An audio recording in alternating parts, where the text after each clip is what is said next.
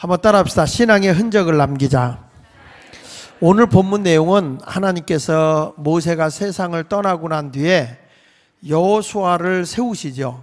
여호수아를 세워서 이제 요단강을 건너가야만 하는 입장인데, 모세가 홍해는 건넜지만 요단강을 못 건너가고 느보산에서 그저 정탐만 하다가 끝났어요. 그리고 세상을 끝나고 갔는데 이제 여호수아가 건너가야 되는데, 하나님이 여호수아를 세우면서 내가 모세와 함께 했던 것처럼 너와 함께 할 테니 건너가라는 거예요.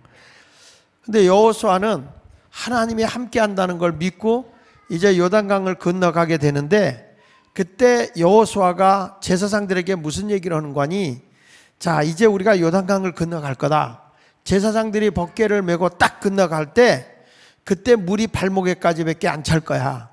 그러면 우리 모두가 건너간다. 여러분, 이 놀라운 일은요, 우리가 생각할 때 그냥 자연적으로 할 수 있을 때 해도 돼요. 왜냐하면 이때가 이 3, 4월이거든요. 3, 4월. 3, 4월 이때 건너가게 되는데, 이때 건너가게 되면 그 지역의 그 높은 산에서는 눈이 녹아서 물이 막 내려오고 우기라 비가 많이 와서 이 물이 말이죠, 굉장히 범람할 때예요. 근데 평상시에 요단강을 건너가는 건 누구나 건너갈 수 있어요. 샛강이기 때문에. 근데 샛강이라도 물이 범람하고 막 홍수같이 물이 내려가면 건너갈 수가 없는 거예요. 근데 하나님은 물 빠진 데에 자연적으로 건너갈 수 있을 그때 건너가는 게 아니라, 인간이 건너갈 수 없을 때, 내가 할 수 없을 때, 내 능력으로 할 수 없을 때 하나님의 능력을 의지하고 건너가라는 거예요. 근데 이때 건너갈 때 여호수아가 뭐라고 얘기하는 거 아니? 12지파장에 한 명씩 뽑아서 이 요단강 건너편에 있는 돌 하나씩, 큰 돌을 하나씩 어깨에다 매라. 그리고 하나님이 요단강을 건너게 하고 나면 그것을 요단강의 길갈이라고 하는 그곳에다가 크게 이 돌을 12돌을 쌓아놓겠다.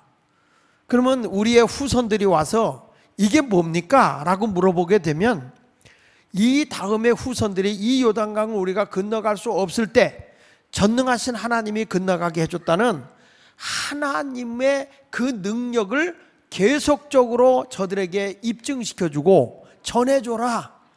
그래서 이 하나님 앞에 12개의 돌을 세우게 하는 그것은 뭐냐면, 하나님의 능력의 흔적을 남기는 거예요. 하나님이 능력으로 건너가게 했다는 그 흔적을 보여주라는 거라는 거예요. 여러분, 우리나라 마을 가운데 이런 말이 있어요. 백문이 뭐라고? 불여일견이라. 100번 보는 것보다 한 번 우리가 체험하는 것이 훨씬 낫다는 거예요. 직접 보는 것이. 그렇죠? 말로만 듣다가 말로 100번 듣는 것보다는 한 번 보는 게 더 낫다는 거예요. 이론적으로 아무리 많이 알아도 경험으로 아는 것만큼 따라갈 수 있겠어요? 제 그 처남이 목회하는 그 뉴욕의 열방교회 가면은 거기에 그 유명한 한의사가 계세요. 한의사. 그 한의사가 계시는데 원종철 장로님이세요. 근데 이분은 꼭 1년에 한 번씩 중국을 가요. 중국을 가는데 몇 사람이 모아갖고 가면서 이런 얘기를 해요. 거기 가면, 중국에 가면 시체들을 산대요. 시체를 사가지고 그 시체를 그 사람들이 해부해가지고 침을 이렇게 놓으면서 본다는 거예요. 근데 그분이 하는 말이 재밌어요. 딱 사람을 반을 쪼개서 보면요, 똑같대요. 아주 신경이고 뭐고 똑같이 왼쪽 오른쪽이 돼 있대요. 그래가지고 그걸 보면서 침을 어느 각도로 찔러야 되고 얼마나 깊이 찔러야 되고 이런 것을 자기가 찔러가면서 눈으로 본다는 거예요. 그거를. 그래서 이 시체를 사가지고 해부학을 해가지고 그거를 쫙 이렇게 그 침의 각도를 재보고 침을 누르고 이러면서 한다는 거예요. 그리고 사람을 이렇게 매년마다 가서 자기가 하는 게 뭐냐면, 사람들이 뭘 먹었냐에 따라서 체질도 다르대요. 그러면서 막 뭐라고 나한테 얘기를 하는데 다 까먹었어요.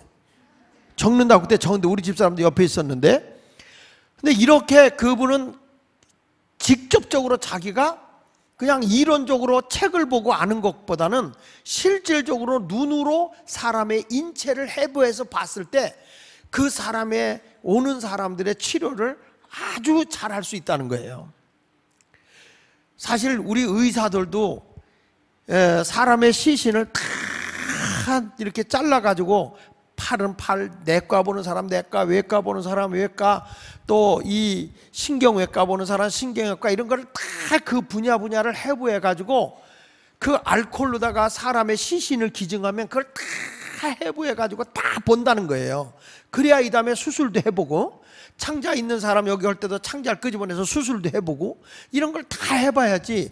안 해본 사람 수술하라고 해서 딱 열어보니까 창자가 여기 있었고 저기 있었고, 그래서 여기 자르고 저기 자르고 저기 자르다 보니까 어느 게 어느 건지 모르더랬잖아요. 그래가지고 아무렇게나 딱 이어놓고 보니까 대장 항문을 위에다가 이렇게 연결해가지고, 아니 물론 풍자적으로 한 얘기예요. 그래가지고 대변을 봤더니 입으로 뭐가 나오더래잖아. 이 우스개로 하는 거죠. 이게 무슨 얘기냐? 사람이 실질적으로 다 경험을 해본 것만큼 실력 있는 게 없다는 거예요. 우리가 교회 다니면서 하나님 말씀을 많이 듣고 하나님 말씀을 많이 안다고 해서 그 사람이 신앙이 좋은 게 아니에요. 우리가 하나님을 알지만, 말씀을 통해서 알지만, 그 살아계신 하나님을 내가 직접 경험하는 것, 그것만큼 위대한 일이 어디 있어요. 그러니까 지금 이 여호수아는 뭘 얘기하는 거냐면, 우리의 조상들이 하나님의 능력, 하나님의 강한 손으로 우리를 구원해 준 것, 건널 수 없는 강을 건너게 하신 하나님을 우리가 저들의 후손에게까지 계속 전해줘야 된다. 하나님의 능력을 전하게 하기 위해서 뭘 하냐? 흔적을 남기자. 그래서 12도를 싼 거예요. 한번 따라합시다. 신앙의 흔적을 남기자. 사도 바울도 그런 고백을 했어요. 자기가 신앙생활을 쭉 하면서 보니까 하나님이 내게 흔적을 남겨놨다는 거예요. 그가 예수를 만나고 복음을 전하다 보니까 얼마나 많은 핍박을 당했는지 몰라. 그래서 나중에 보니까 온몸이 상처투성이야. 예수님 때 핍박당하고 매 맞고, 막 어느 때는 쇠사슬에 묶이고, 어느 돌에 맞고, 어느 때는 태장에 맞고, 상상할 수 없는 고통을 받고 보니까 자기 몸에 온통 핍박을 통해서 흉진 것밖에 없어, 상처받은 게. 그래서 그는 뭐라고 하냐? 내가 예수의 흔적을 가졌다. 자, 한번 볼까요? 갈라디아서 6장 15절부터 17절에 보면 바울이 이런 얘기해요. 할례나 무할례가 아무것도 아니다. 율법적으로 내가 완벽하게 율법을 지키고 할례를 행했다. 무할례를 할례를 받았냐 안 받았냐 이런 거 가지고 따지고 있는데 그거 아무것도 아니다. 뭐가 중요한 거냐? 할례를 받았냐 안 받았냐가 중요한 게 아니라 다 같이 오직 새로 지으심을 받은 것만이 중요하다. 내가 예수 안에서 새 사람 된 게 중요한 거다. 내가 할례를 행했니 안 했니, 율법적으로 난 지 8일 만에 할례를 했니 안 했니 중요한 게 아니라 그리스도 안에서 내가 거듭난 사람이 되고 새 사람이 된 것이 중요한 거다. 그렇게 말하는 거죠. 자, 그 다음에 뭐라고 하는 거 아니? 16절에 보니까 이런 말씀이 나와요. 무릇 이 규례를 행하는 자에게와 하나님의 이스라엘에게 평강과 긍휼이 있을지어다. 그런데 다 같이 보세요. 이후로는 누구든지 나를 괴롭게 하지 말라. 내가 할례를 했냐 안 받았냐, 또 모든 규례를 행하는 자에게와 하나님의 이스라엘에게 평강과 긍휼이 있을지어다 하면서, 이 사람은 할례도 반항한 사람이고 이 사람은 율법의 규례도 달달달달 외워서 잘 지키던 사람인데, 내가 율법적으로 보면 또 우리가 그 이스라엘 백성들의 말씀대로 할례를 행했냐 안 했냐, 율법을 지켰냐 안 지켰냐 이런 거 갖고 너들 나한테 시비 걸지 마라. 나는 누구보다도 완벽하게 그거 했다. 근데 그게 아무것도 아니더라.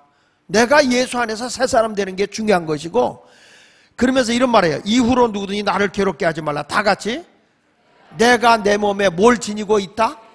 예수의 흔적을 지니고 있노라. 그러니까 이분은 뭐냐면, 내가 할례도 행했고 율법도 지켰는데 나를 새 사람을 만든 거는 절대 그게 아니라 오직 예수 그리스도 십자가의 구속의 은혜다.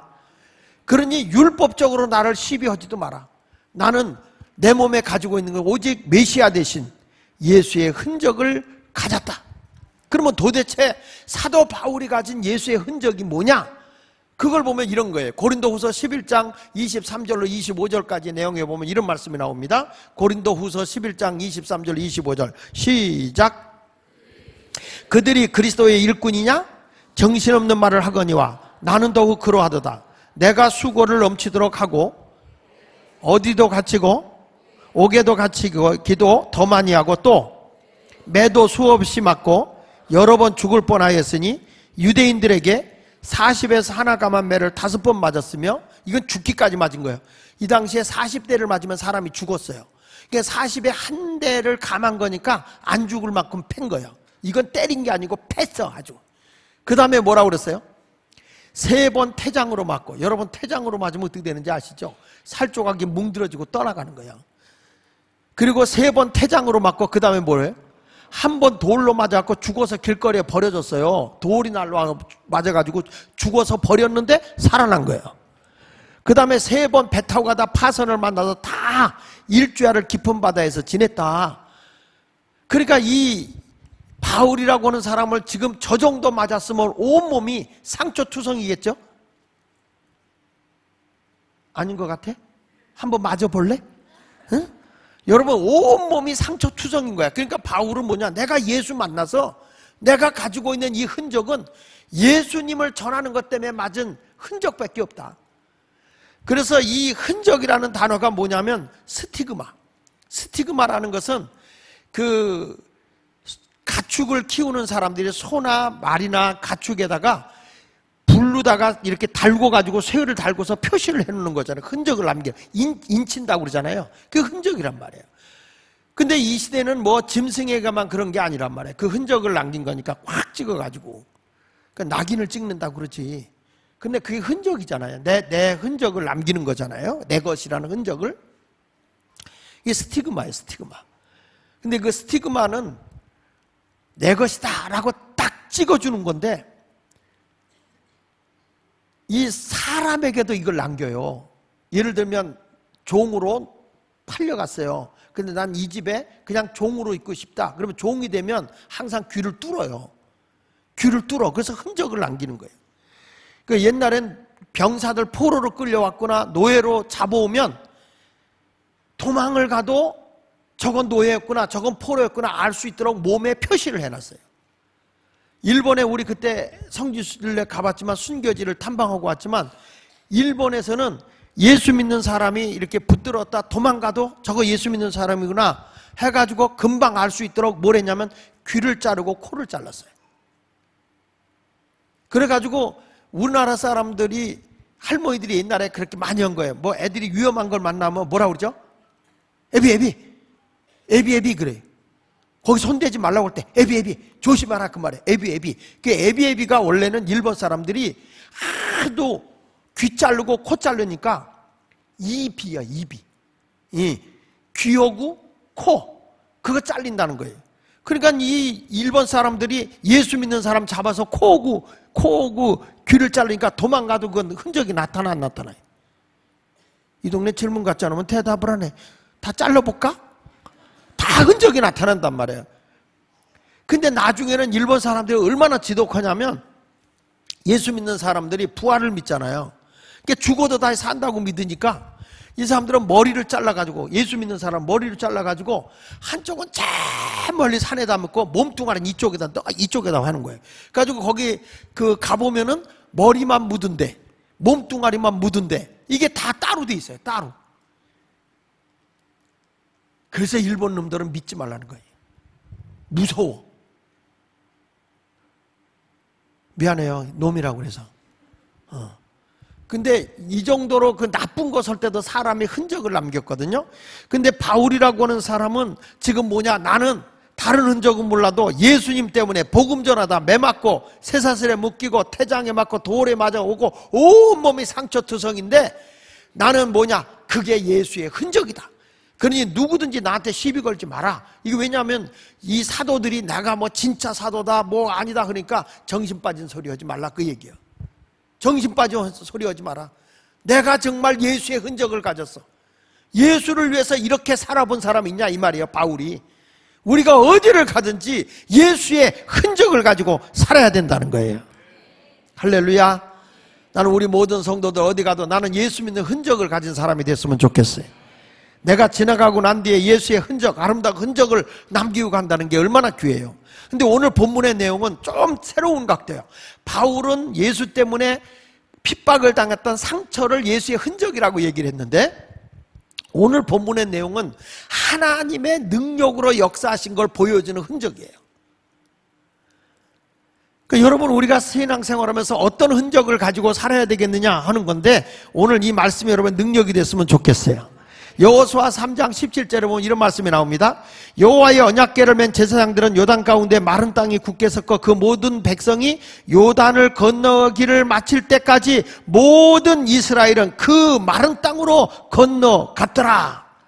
무슨 얘기죠? 이스라엘 백성들이 요단이 범람해가지고 물이 가는데 거기를 벗개를 메고 건너가는데 요단 강물이 뚝 끊어졌다. 그래서 그들이 마른 땅 걷는 것 같이 건넜다 이 말이에요. 이 하나님의 역사라는 거예요. 마치 홍해를 걷는 것처럼. 그 여호수아 4장 1절로 3절을 봅시다. 자, 시작. 그 모든 백성이 요단을 건너기를 마침에 여호와께서 여호수아에게 말씀하여 이르시되 백성의 각 지파에 한 사람씩 12사람을 택하고 그들에게 명령하여 이르기를 요단 가운데 제사장들의 발을 굳게 선 그곳에서 뭐라고 그랬어요? 돌 12를 택하여 그것을 가져다가 오늘 밤 너희가 유숙할 그곳에 두게 하라 하니라. 하나님이 그들을 건너게 한 것에 대해서 기념비를 세우라는 거예요. 내가 역사했다. 너희들 요단강물이 딱 멎어서 건넜다. 너희 힘으로 건너간 게 아니다. 그래서 여호수아 4장 24절에 이렇게 말합니다. 이는 땅의 모든 백성에게, 이 땅의 모든 백성에게 다 같이 여호와의 손에 강하신 것을 뭐하게 하며, 그러니까 왜 거기다가 12개의 돌비를 세우는 거예요? 왜 세우는 거예요? 여호와의 손이 강하게 하신 것을 알게 하라는 거예요. 그 다음에 너희가 너희 하나님 여호와를 항상 뭐하게? 경외하게 하려 하시는 거다. 그러니까 여기서 너희가 하나님의 말씀대로 건널 수 없는 요단강을 내 말에 순종하고 제사장들을 앞세워서 법궤를 메고 건너가는 순간에 순종했더니 요단강이 멈춰서고 너희가 마른 땅 건너가지 않았느냐. 근데 그게 너희 능력이 아니라는 거죠. 하나님의 강한 손의 능력이 너희를 건너게 했다. 뭘 위해서? 하나님을 경외하게 하기 위해서. 그래서 너희 후손들에게 이걸 세워놓고 저들에게 알려줘라. 이것이, 이 흔적이 영원히 지워지지 않게 하라. 할렐루야. 여러분, 우리가 하나님의 능력으로 살아야 돼. 바울은 이런 얘기했어요. 고린도후서 10장 4절로 5절에 보면요, 우리의 싸우는 무기는 육신에 속한 것이 아니요, 다 같이 한번, 오직 어떠한 견고한 진에도 무너뜨리는 뭐라고 했어요? 하나님의 능력이라는 거예요. 우리가 싸우는 무기는 절대 이 세상의 어떤 것이 아니라는 거예요. 견고한 진도 무너뜨릴 수 있는 것은, 여리고성을 무너뜨릴 수 있는 것도 너희의 힘과 무기가 아니라는 거예요. 뭐라는 거예요? 하나님의 능력이라는 거예요. 또 사람이 똑똑해. 그래서 모든 이론을, 거기 보세요, 모든 이론을 무너뜨리며, 또 하나님의, 여기 보니까 하나님을, 모든 이론을 무너뜨리며 또 하나님 아는 것을 대적하여 높아진 것을 다 무너뜨리고 모든 생각을 사로잡아 뭐하게 하려고? 그리스도에게 복종하게 한다는 거예요. 그러니까 아무리 그 사람이 이론적으로 빠삭하게 알고 그 사람이 뭐 정말 세상적으로 천하를 다 호령하는 것 같이 높이 올라가서 내 말 한마디면 모든 게 다 될 것 같아도 결국에 그들은 무엇으로 무너뜨리느냐? 하나님의 능력으로 무너뜨려서 결국에는 그리스도에게 복종하게 만든다는 거예요. 신앙생활 하면서 보면요, 뭐 자기 잘났다고 막 이러쿵저러쿵 해도 결국에 하나님의 능력 앞에 굴복하는 거예요. 내가 언젠가 얘기했잖아요. 스티브 잡스가 자기가 막 뭐 사람의 아이디어를 짜가지고 말이죠, 그 아이디어로 막 세상의 모든 걸 변화시키고 나가는데, 자기가 목사님하고 상담하니까 목사님이 하나님이 해주십니다. 하나님께서 도와주십니다. 이런 소리만 하고 앉았지 사람들이 할 수 있는 능력을 찾지 않더라는 거야. 그래서 야, 이거 예수 믿는 사람들은 너무 무능하다. 그래서 자기가 종교를 떠났다는 거예요. 기독교를. 그 자기는 천하를 다 호령했다는 거예요. 돈 가지고 뭐 모든 사람이 가지고 있는 이론과 지식 다 뺏어와 가지고 우리가 말하는 애플이라고는 그런 뭐 그 아이폰도 만들고 뭐 여러 가지 컴퓨터도 만들고 말이죠. 다양한 걸 자기가 만들어냈는데 다 천하를 자기가 호령할 것 같아서 빠삭한 자기의 이론을 가지고 지식을 가지고 세상을 다 호령하고 어마어마하게 돈도 벌었단 말이에요. 이 사람이 마지막에 암이 걸려서 건강을 찾아보려고 채식만 하고 별짓을 다 해봤는데 건강을 못 찾아. 그리고 죽음 앞에 왔을 때 자기가 한 게 내가 다른 사람이 가지고 있는 지식이나 이론은 다 뺏어왔지만 내 건강은 누구한테 바꿀 수가 없더라는 거예요. 또 누구한테 건강을 내가 돈 주고 사올 수도 없더라는 거예요. 죽음을 앞에 놓고서 생명을 다른 사람하고 바꿀 수도 없더라는 거예요. 결국에 그가 죽음을 앞두고 하나님 앞에 굴복하는 거예요. 여러분 여기 보세요. 아무리 하나님을 대적하고 자기가 높아지고 천하를 호령하는 것 같아도 결국에 하나님의 능력 앞에 굴복하게 돼 있고 그리스도에게 복종하게 돼 있는 거예요. 그러니까 우리가 오늘 이 시간에 이 하나님의 능력을 기억하라는 거예요. 이런 흔적을 가지고 신앙생활 해라. 오늘 이 말씀이 여러분 능력이 되기를 바랍니다. 첫째는 따라합시다. 여호와의 손이 강하게 하시는 경험한 흔적을 남기자. 다시 크게 여호와의 손이 강하심을 경험하자. 그 흔적을 가지고 있어야 돼. 하나님의 능력의 손길이 나를 인도해 줬다. 여호수아 4장 24절 상반절에 다시 보니까 이른 땅의 모든 백성에게 여호와의 손이 뭐하게 하신 것을 강하게 하신 것을 그 말이에요.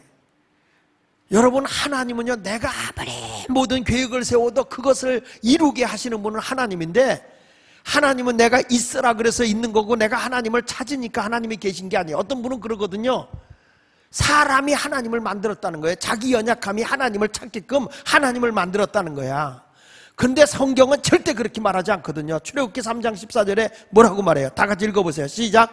하나님이 모세에게 이르시되 나는 스스로 있는 자다. 하나님은요 네가 있어라 그래서 있는 거고 하나님 나 와라 그래서 하나님이 만들어지는 하나님이 아니라 하나님은 우상의 하나님이 아니라는 거예요. 의지하고 싶어서 뭔가 만들어놓고 이건 나의 신이다 이런 하나님이 아니라는 거예요. 우리 하나님은 어떤 하나님이냐 그랬을 때 스스로 계신 분이다. 나는 스스로 있는 자야. I am that I am. 나는 나다 이거요. 스스로 있는 분이요. 그래서 또 이르시되 이스라엘 자손에게 이같이 이르기를 다 같이 스스로 있는 자가 나를 너희에게 보내셨다. 모세가 지금 애굽에 가서 바로한테 만나는 거예요. 내 백성을 내보내란다 하나님이. 저들은 나를 섬길 자다.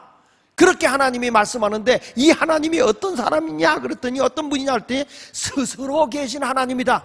그래서 스스로 계신 분이 나를 보냈다. 여러분 내가 어떻게 하지? 할 때도 스스로 계신 하나님이 그 강한 손으로 나를 도와주신다니까요. 이것을 경험하는 자가 돼야 돼요. 하나님은 스스로 우리를 도와주시는 분이에요. 아사왕이 이스라엘을 통치하고 있을 때 구스 사람과 룹 사람이 연합군을 형성해 가지고 유다 나라를 쳐들어옵니다. 유다 나라의 전군이 58만이요. 58만인데 이 어마어마한 군사를 거느리고 이스라엘을 유다 나라를 쳐들어오니까 아사왕이 싸우러 나가서 저들의 군인을 다 몰고 가서 전쟁 채비를 하다 보니까 저쪽에서 오는데 군사가 100만에다가 기마 부대가 300승이 넘어 마병이 오는데 여러분 몽골족이 세계를 제패할 수 있었던 게 기동력이거든. 근데 이스라엘에 비해보면 구스 사람과 룹 사람의 군사력이 어마어마하게 강한 거예요. 그러니까 이게 내 힘으로는 도저히 이길 수가 없어. 그때 누구의 힘이 필요하냐? 하나님의 손이 강하잖아요. 강한 손이 필요하잖아.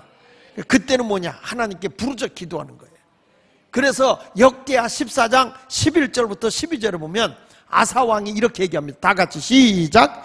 아사가 그의 하나님 여호와께 부르짖어 이르되 여호와여, 힘이 강한 자와 약한 자 사이에는 주밖에 도와줄 리가 없사오니 우리 하나님 여호와여, 우리를 도우소서. 우리가 주를 의지하오며 주의 이름을 의탁하옵고 이 많은 무리를 치러 왔나이다.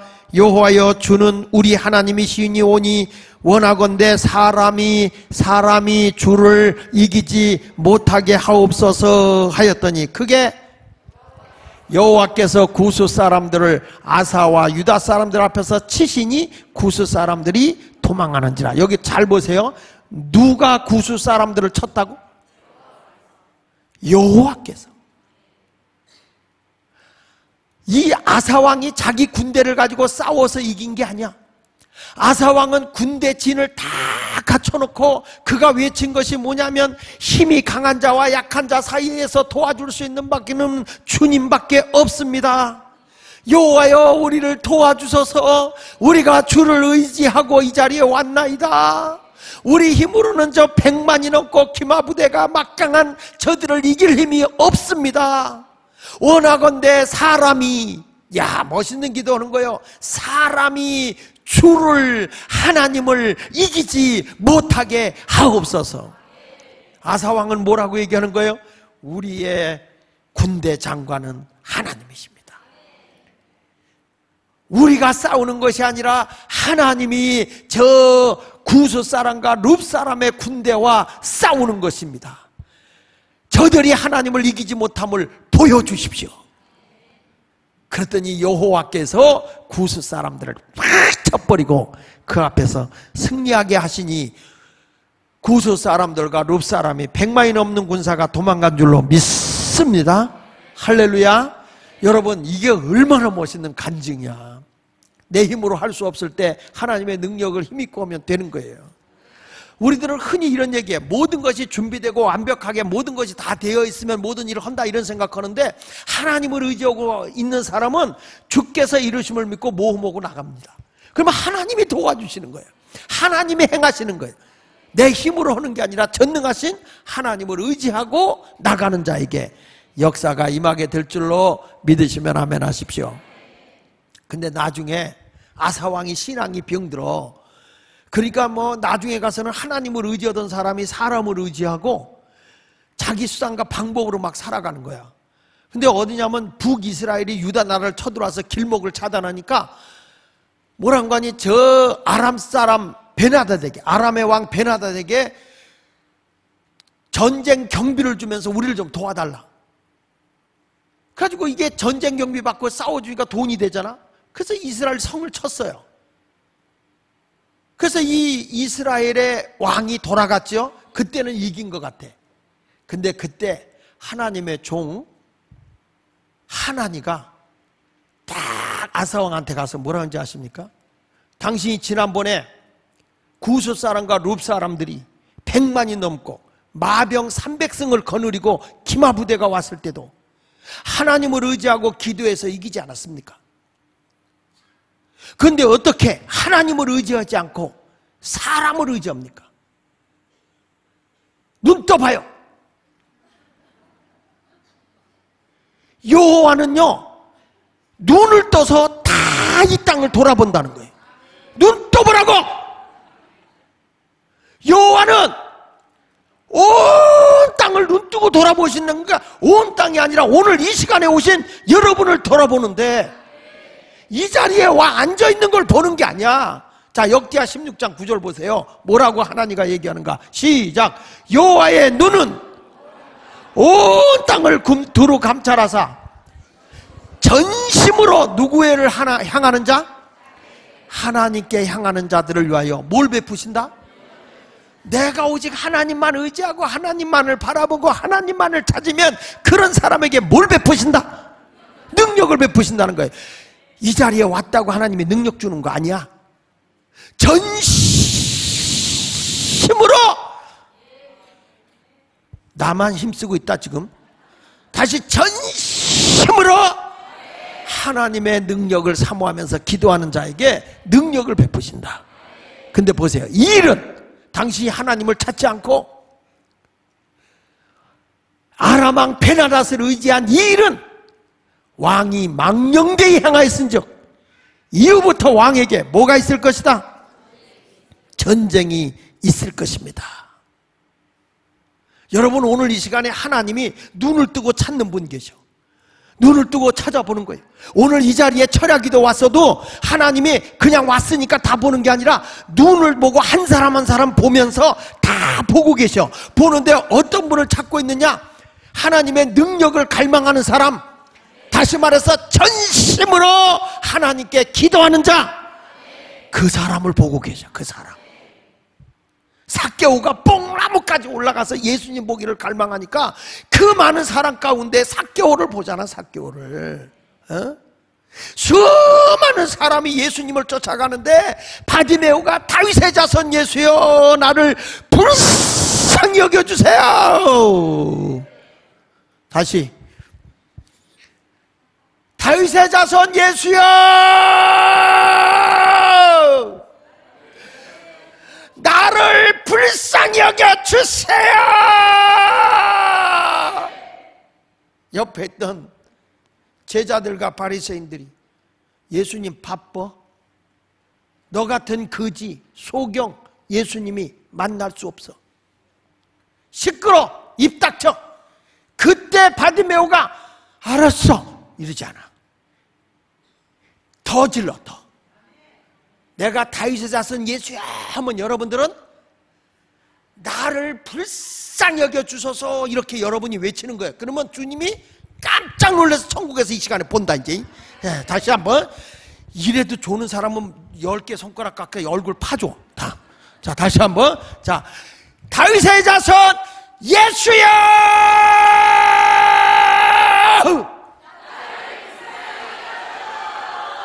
나를 불쌍히 여겨주세요. 시끄러. 다윗의 자손 예수야.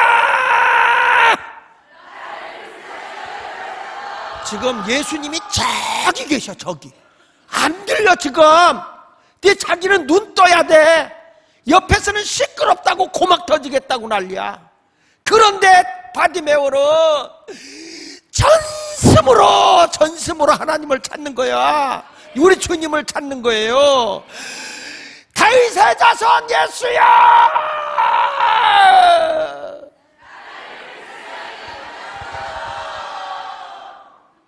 예수님, 뭔 소리요? 아유, 저 거지 소경이 저렇게 목청만 꺼가지고 돼지목보다 크네요. 자꾸 예수님을 찾아요. 내게로 오라고 그래라. 내게 오라고 그래라. 그래서 바디메오에게 가서 예수님이 널 부르신다. 입고 있던 자기 직업의 겉옷, 거지 옷을 집어던져버리고 어딘지 모르고 뛰어가니까 아니야 거기 아니야. 일로와. 사람이 데리고 예수님에게 딱 데리고 갔다. 예수님, 뭘 해주길 원하니? 뭐가 필요해서 그렇게 애타게 나를 부르짖느냐? 무엇을 원하니? 눈 뜨고 보는 겁니다. 포기를 원합니다. 내가 내 눈 뜰 수 있다고 믿니? 나는 천천히 해도 맘먹지 말고 아멘은 좀 크게 하면 안 될까?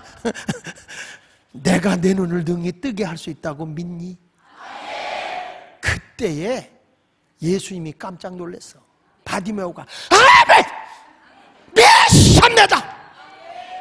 그 열정 앞에 예수님이 내 믿음대로 될지어다. 그 시간에 눈이 떠지는 거예요. 그 시간에. 여러분 여기 보세요. 여호와의 눈은 온 땅을 두루 감찰하사 지금 보고 계시는 거예요. 아무나 앉았다고 응답받는 줄 알아? 이 자리에 앉았다고 응답받는 줄 알아? 배탕자가 땡기듯이 해산하는 여인같이 울부짖어 기도하면서 하나님 나를 불쌍히 여겨주세요. 그래야 여호와의 눈이 온 땅을 두루 살피사 야 예수 마을께 빨리 천군 천사 보내서 응답해라 응답해라, 저들의 환난이 벗겨지게 하고 병마가 떠나가게 하고 가난이 물러가게 하고 아픔이 사라지게 하거라. 그런 역사가 일어나는 겁니다. 그런 역사. 이게 여러분 오늘 이 시간에 여호와의 손이 강함을 알게 하옵소서. 그걸 너희들이 기억해라. 하나님의 손의 능력이 강함을 기억해라. 이게 흔적인 거예요, 흔적. 그래서 여러분들이 갈 때마다 나는 하나님의 은혜로 이런 역사가 일어났어, 이런 간증이 있어, 이런 응답을 받았어, 이런 역사가 일어나야 할 줄로 믿습니다. 철야기도 끝나고 나면 교인들이 그랬거든. 목사님, 나 오늘 방언 받았어요. 목사님, 나 이번에 기도할 때 불 받았어요. 목사님, 철야기도는데 왜 등허리에 불이 막 그냥 확 하고 오는지 모르겠어요. 목사님, 기도하다 나 영안이 열려서 천국을 봤어요.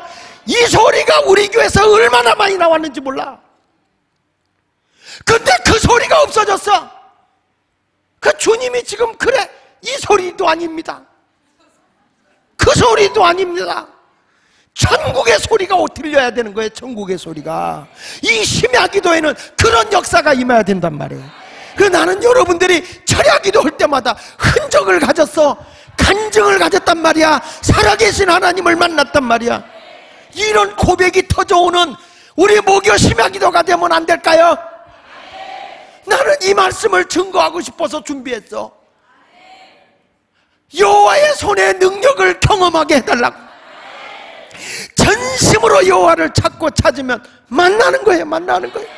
그 역사를 경험하시기를 예수 이름으로 축원합니다. 그런 의미로 찬송 한 장 부르고, 아, 주의 아버지, 내가 오늘 왜 이렇게 애쓰는지.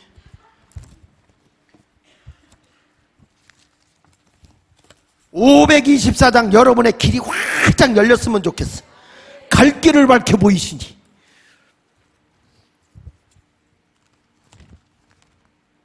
힘차게, 힘차게.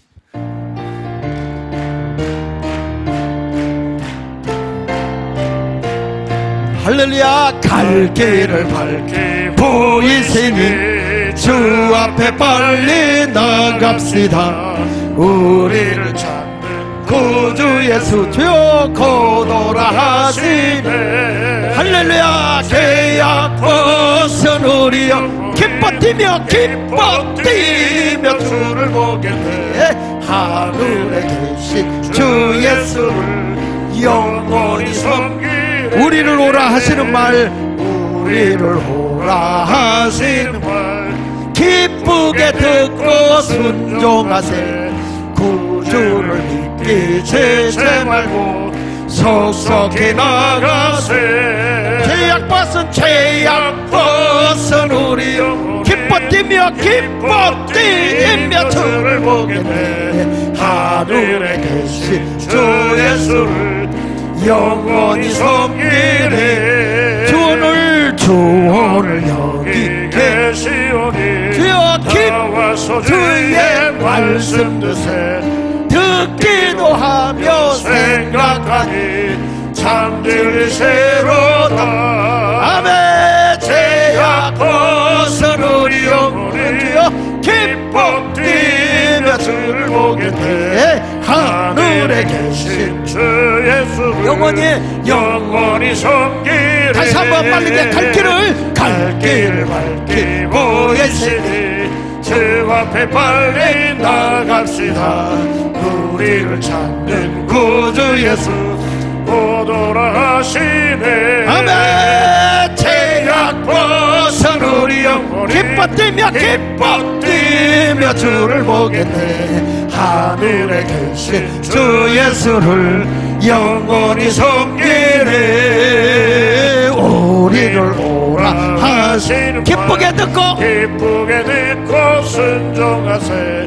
구주를 믿기 제재 말고 속속히 나가세. 할렐루야. 죄악 벗은 우리 영혼이 기뻐 뛰며 주를 보겠네. 하늘에 계신 주 예수를 영원히 섬기네.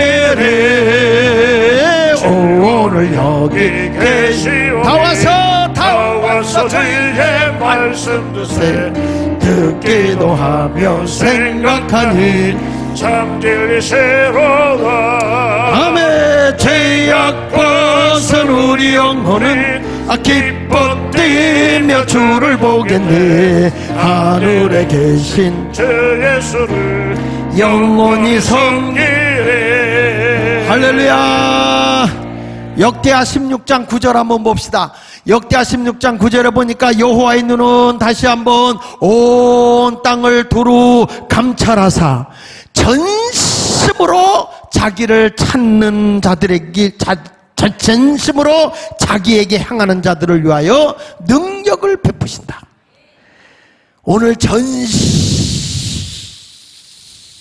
전심으로 하나님을 향하여 기도하고 또 기도하면 능력이 오늘 임하는 거야. 그래서 우리 하나님께서 지금 이스라엘 백성들에게 한 얘기가, 너희가 요단강을 건너갈 때 너희 후손들까지 이 하나님의 강한 손의 능력을 잊어서는 안 된다. 그러니 기념비를 세워놓고 하나님의 능력의 흔적을 남겨라. 이것이 오늘 본문의 내용이야. 우리 모두도 오늘 이 시간 하나님 오늘 철야의 밤이 나의 신앙의 흔적 있는 밤이 되게 하여 주시고 간증 있는 밤이 되게 하여 주시옵소서. 이렇게 기도하시기를 바랍니다. 또 두 번째 가서는 왜 이 흔적을 남기라고 했냐면 하나님 여호와를 예배하는 흔적을 자녀들이 지녀야 된다. 따라합시다. 하나님 여호와를 예배하는 흔적을 지녀야 한다. 여호수아 4장 24절에 보니까 너희가 너희 하나님 여호와를 항상 뭐하게 하려 함이라? 경외하게 하려 함이니라. 여기서 여호와를 경외하게 하기 위해서 이 돌비를 세웠다, 흔적을 남겼다. 여호와를 경외하기 위해서. 이 경외한다는 게 뭐냐? 하나님을 높이고 하나님을 두려워한다는 거예요. 다시 말해서 하나님을 예배한다는 거예요. 오늘도 여러분 하나님을 여러분의 입으로 경외하는 자가 됐으면 좋겠어요.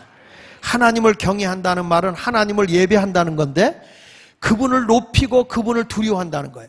하나님을 높이고 하나님을 예배하는 사람들은, 하나님을 경외하는 사람, 하나님을 높이는 사람들은 그 입에서 나쁜 말 안 하겠죠. 그렇죠? 하나님을 예배하고 하나님을 두려워하고 하나님을 높이는 사람 입에서 거짓말 하진 않겠죠. 남을 사기치진 않겠죠. 항상 우리 입에서 뭐가 나오느냐? 하나님을 높이고 하나님을 두려워하고 그런 입에서는 진실된 말을 하겠죠. 성경 말씀에 야고보서 3장 10절로 11절에 보면 한 입에서 다 같이 찬송과 저주가 나오는도다. 내 형제들아 이것이 마땅하지 않은 거다. 그러면서 뭐라고 그랬어요? 샘이 한 구멍에서 어찌 단물과 쓴물을 내겠냐. 내가 하나님을 예배하는 사람이라고 한다면 다시 10절을 보세요. 10절을 다시 넘겨보세요. 한 입에서 뭐가 나오는데? 하나님을 예배하고 찬송하는데 한 입으로는 뭐가 나와? 저주가 나오면 이거는 아니다. 마땅한 게 아니다. 내가 여호와를 경외하라. 하나님의 능력을 경험하고 여호와를 예배하는 자가 된다면 내 입으로 거짓된 말이 아니라, 사기치는 말이 아니라, 위선적인 말이 아니라 하나님을 찬송하는 말이 돼야 되고 하나님을 영화롭게 해야 되는데 그 입에서 막 악담이 나오고 저주하고 남을 험담하고 불평하고 원망한다면 어떻게 한 샘에서 쓴물과 단물이 나오냐.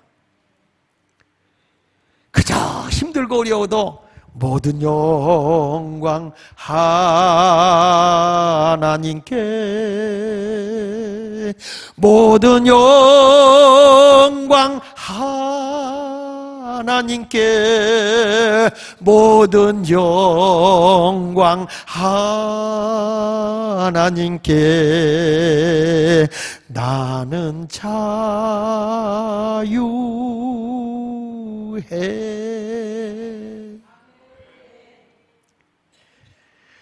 여러분 우리 아이들이 오늘 와서 같이 예배드리잖아. 왜 우리가 세대통합이라는 말을 쓰는지 아십니까?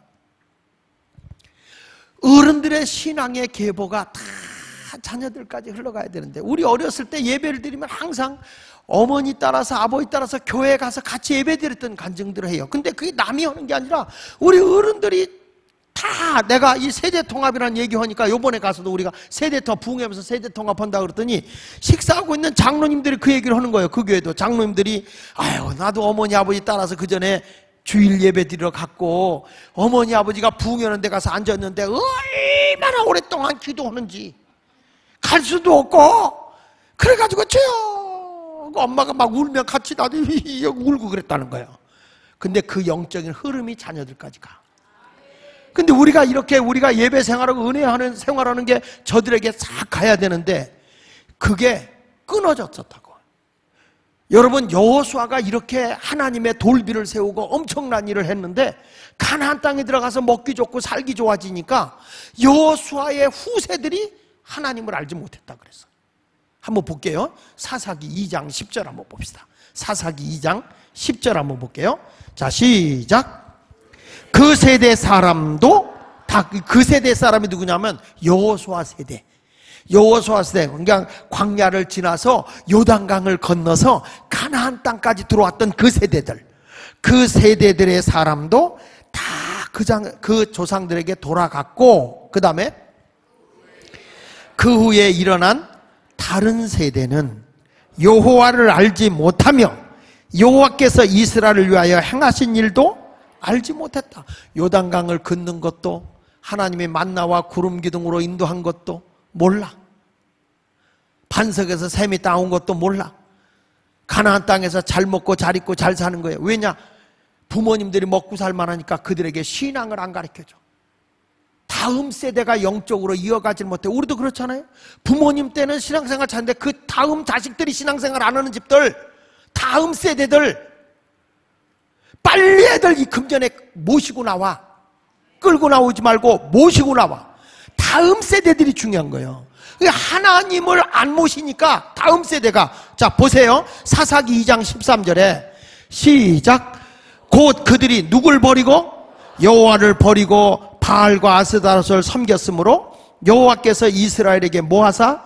진노하사 노력하는 자의 손에 넘겨줬다. 쉽게 말하면 바알과 아스다롯이라는 신은요 물질의 신이야. 부의 신이고 아스다롯은 여성의 신이니까 이거는 번성이야. 번성. 그러니까 이게 뭐냐면 향락이라고도 볼 수 있는 거예요. 그러니까 이런 신이 온다는 거죠. 돈과 향락. 말세가 되면 글로 빠지는 거예요. 뭐 바알과 아스다롯 우리 지금 어디 있어 그랬지만 그게 지금에 와서 보면 바알과 아스다롯이 뭐냐 그러면 물질과 향락인 거예요.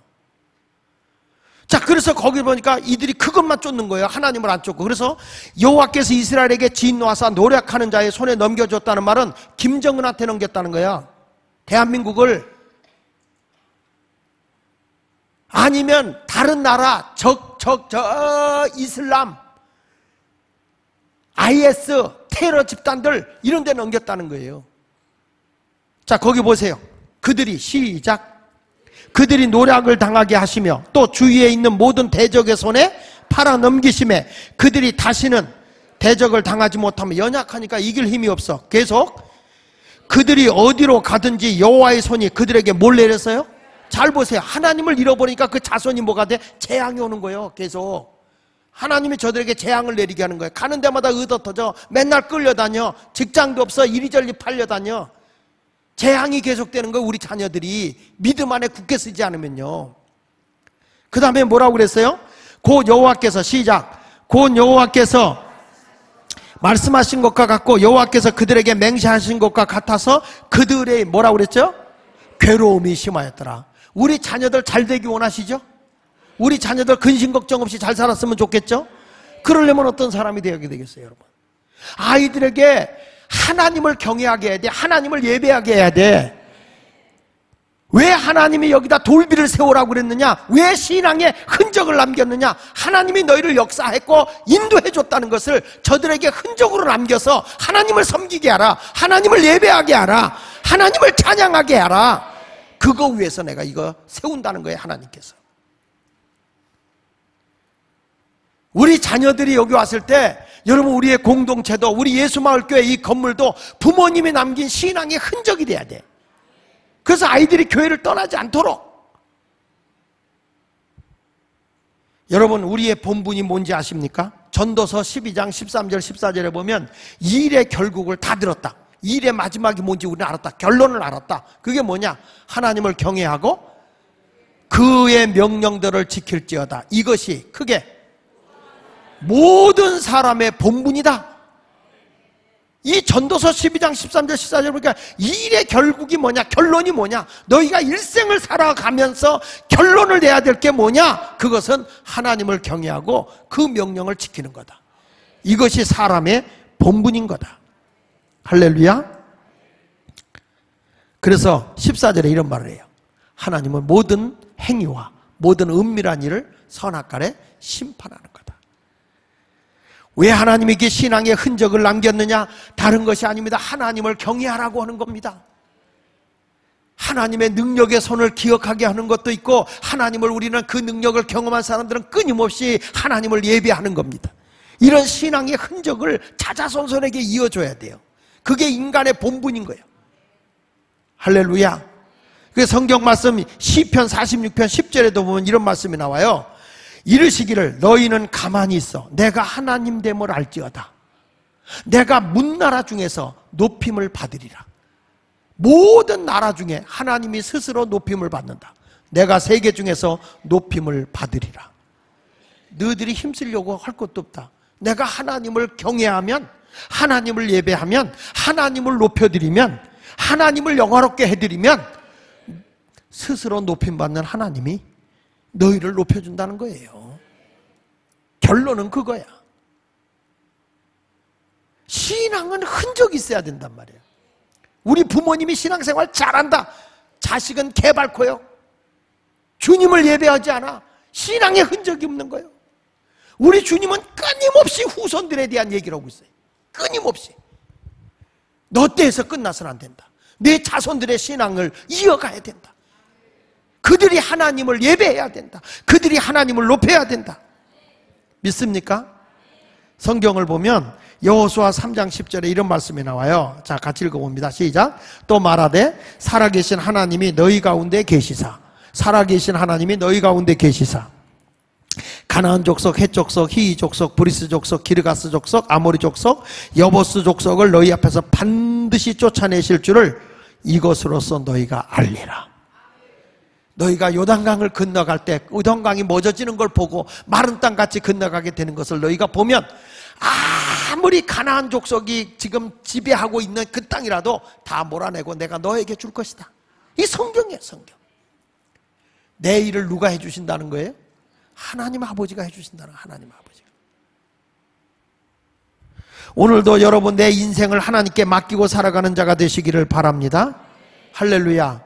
나는 우리 교회가요, 자, 과거 얘기를 해서 죄송해요. 근데 처음에 개척할 당시에 우리 교회는 주로 이 젊은 사람들이 봉제 공장을 다니는 분들이었어요. 젊은 분들이. 젊은 사람들이 봉제 공장을 다니는데 이 사람들이 다 주일학교 선생님이고 성가대도 해야 돼요. 근데 일이 많아서 밤일을 해야 되는데 내일까지 주일날까지 오라는 거예요. 일하러. 근데 그 주인은 예수를 안 믿어. 근데 우리 교인이 거기에 집단으로 나오는데 그 이름이, 그 봉제공장 이름이 해원사예요. 해원사. 지금 우리 교회에 있는 김영란 권사님이 있는데, 그런데 이들이 주일날 나가면 주일학교 못하죠. 성가대 못하죠. 이분들이 주인한테 얘기를 해요. 내일 것까지 밤새 하겠다. 가지고 꼬박 밤새입니다. 꼬박 밤새입니다. 그리고 주일날 그냥 잠 안 자고 나와. 이게 우리 예수마을교회예요. 우리 예수마을교회가 그렇게 세워진 교회야. 거기에 감동을 받았어. 그 회원사에서 그렇게 힘든데도 와서 열심히 하고 주일학교 하고 너무 성실하게 하니까, 그때 우리 교회에서 한양대학을 다니고 있던 조정현이라는 친구가 있었어. 집사님. 거기에 감동받아서 이진경이라는 분하고 결혼하지 않았겠어? 결혼했다고. 이분은 배움이 없는 분이잖아. 여긴 대학원까지 나오면서 가족이 막 반대했어요. 근데 이 아들은 이렇게 신앙 좋은 사람, 근데 참 똑똑해, 책임감 강하고 내가 우리 장학봉 목사를 왜 그 정삼수기를 중매선 줄 알아? 그 부인? 우리 교회 피아노 반주자였어. 반주자였는데 한 번 지각도 안 해. 한 번 빠지질 않아. 얼마나 책임감이 강한지. 실력도 있는데. 그 어디서 이상한 여자를 나한테 소개하면서 이 여자하고 좀 결혼하면 안 되겠냐 날들어 그러길래 안 되겠다 그랬어요. 왜냐하면 그 주인이 양조장을 하고 있어. 아무리 성령의 세술에 취한다고 해서 썩은 술을 만드는데 그거는 좀 아닌 것 같다. 사모의 아버지가 양조장을 하고 있다면 이거 되겠니? 근데 내가 극구 반대해서 야 정삼수교하고 붙어라. 그래서 내가 그거 둘을 붙여서 결혼시킨겨. 다른 거 안 봤어. 예배 성실하게 하는 거, 예배에 책임감 있게 하는 거, 그거 하나 보고 한 거예요. 우리 심옥조 장로님은 알죠? 조정현 집사. 지금 한참 뭐 올라갔을 거야. 장로 정도 안 됐을래나 모르겠어. 그 수원으로 이사 가가지고 하여튼 내 그걸 보면서 야 예배는 이렇게 드려야 되는 거야. 예배는 뭐 조금만 피곤하면 피곤해서 뭐 해서. 여러분 예배의 신앙의 흔적을 생명같이 지켰던 분들이 우리 예수마을교회예요. 다시 한번 우리 그걸 회복합시다. 그 하나님이 지금 예수마을교회에 부탁하는 게 뭔지 아세요? 하나님의 능력에 강한 손을 의식하라. 그 은사가 다시 일어나야 된다. 그리고 우리 열정 있게 예배하자. 심야 기도도 그냥 예수마을교회 오면 불덩어리가 떨어지는 것 같은 그런 기도를 하자. 할렐루야. 그래서 우리 하나님 이런 말 합니다. 출애굽기 29장 45절 46절에 보면요 이런 말씀이 나와요. 뭐라고 나오냐면 내가 이스라엘 29장 45절 46절에 보면 다 같이 내가 이스라엘 자손 중에 거하며 그들의 하나님이 되리니 그들은 내가 그들의 하나님 여호와로서 그들 중에 거하려고 그들을 애굽 땅에서 인도해낸 줄 알리라. 그들 중에 거하리라. 난 우리 예수마을교회 공동체에 하나님이 거하기를 원해. 내가 그들의 하나님 여호와로 그들 중에 거하려고. 나는 우리 예수마을교회 교회가 뭐냐 그랬어요? 구원받은 사람의 공동체가 교회라고 그랬어요. 근데 하나님이 어디에 거하느냐? 우리 마을에 거해요? 목장에 거해요? 하나님이 내가 너희와 함께 해주겠다. 구원받은 사람들에게 함께 해주겠다. 그래서 거기 다시 한번 보세요. 그들은 내가 시작. 그들은 내가 애굽 땅에서 인도하여 낸 줄 알리라. 나는 그들의 하나님의 여호와니라. 믿으시면 아멘 하세요. 그래서 이 교회를 통해서 우리 공동체의 교회가 활발하게 일어나길 바라고 여기서 열심히 신앙생활 함으로써 그냥 진리의 기둥과 터가 세워지는 곳이 됐으면 좋겠어요. 디모데전서 3장 15절에 만일 내가 지체하면 너희로 하여금 하나님의 집에서 어떻게 행해야 할지를 알게 하려 함이니 바울이 한 얘기 아닙니까? 하나님의 집에서 뭘 해야 되느냐? 우리 공동체 속에 하나님의 교회에서 뭘 해야 되냐? 이 집은 살아계신 하나님의 교회예요. 뭐라고 그랬어요? 진리의 기둥과 터다. 진리가 지켜지고 예수 그리스도의 터 위에 세워지는 교회, 이런 아름다운 교회가 이루어지기를 바랍니다. 그래서 여러분 이렇게 믿음 생활하면 구원의 능력이 나타납니다. 로마서 1장 16절에 있는 말씀같이 내가 복음을 부끄러워하지 않은 이 복음은 모든 믿는 자에게 구원을 주시는 하나님의 능력이 된다. 이제부터 여러분 우리 공동체가 하나님을 예배하는 데 열정을 가져보십시오. 우리 하나님이 내가 하는 것마다 길을 막 여십니다. 이스라엘 백성이 하나님을 섬기기 위해서 애굽에서 나와서 가니까 홍해가 가로막혀 있어. 그러니까 하나님 어떻게 하면 좋아요? 그때 하나님은 모세에게 야 네가 가지고 있는 지팡이를 내밀어. 홍해가 갈라진다. 출애굽기 14장 15절로 16절 같이 한번 읽어보세요. 뭐라고 그랬는가? 시작. 여호와께서 모세에게 이르시되 너는 어찌하여 내게 부르짖느냐? 이스라엘 자손에게 명령하여 앞으로 나아가게 하고 지팡이를 들고 손을 바다 위로 내밀어. 뭐라고 그랬어요? 그것이 갈라지게 하라. 이스라엘 자손이 바다 가운데서 마른 땅으로 행하리라. 모세야 내가 너와 함께하고 있지 않냐? 네가 나를 경외하고 하나님을 예배하기 위해서 이스라엘 백성이 이끌고 나오는 건데 내가 너와 함께해서 강한 손이 너를 붙들고 있는 거야.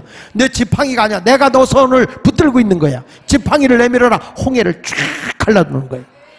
그래 거기 16절에 보니까 지팡이를 들고 손을 16절 지팡이를 들고 손을 바다 위로 내밀면 어떻게 됐어요? 그것이 갈라치게 하라는 거예요. 여러분 모두들 그런 역사를 행할 수 있었으면 좋겠어요. 요즘에 나는 철야 기도하면서 자꾸 떠오르는 분들이 계세요. 그분이 요즘에 왜 기도 생활 안 하지? 열심히 하던 분이 요즘에 왜 안 보이지? 마음에 걱정이 생겨. 하나님이 왜 너희들의 강한 솔로 살만하게 해줬고 모든 것을 인도해 줬는데 그 어려운 중에도 너희가 이제 살만하니까 집도 사고 편안하니까 하나님 앞에 나와 예배 안 해도 되냐? 심야기도 안 해도 되냐?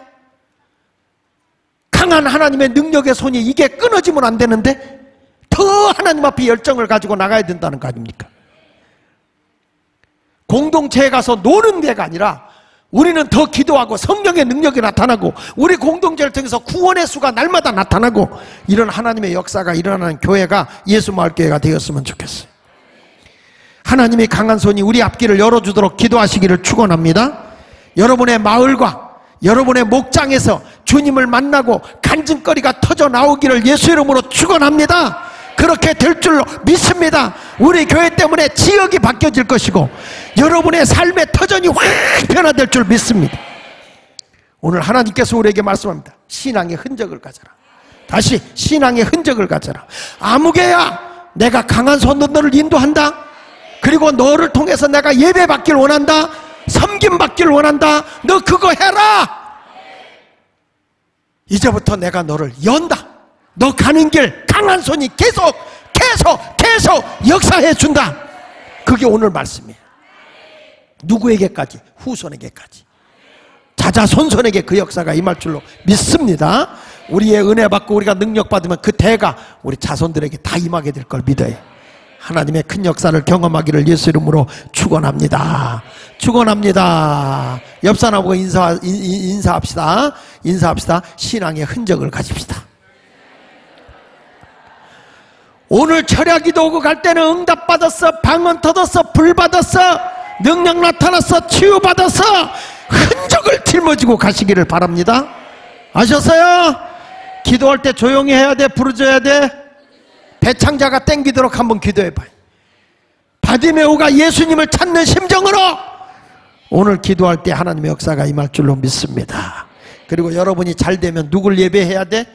하나님을 높이고 하나님을 찬송해야 돼요. 그러면 하나님께서 여러분을 높여주실 줄로 믿습니다.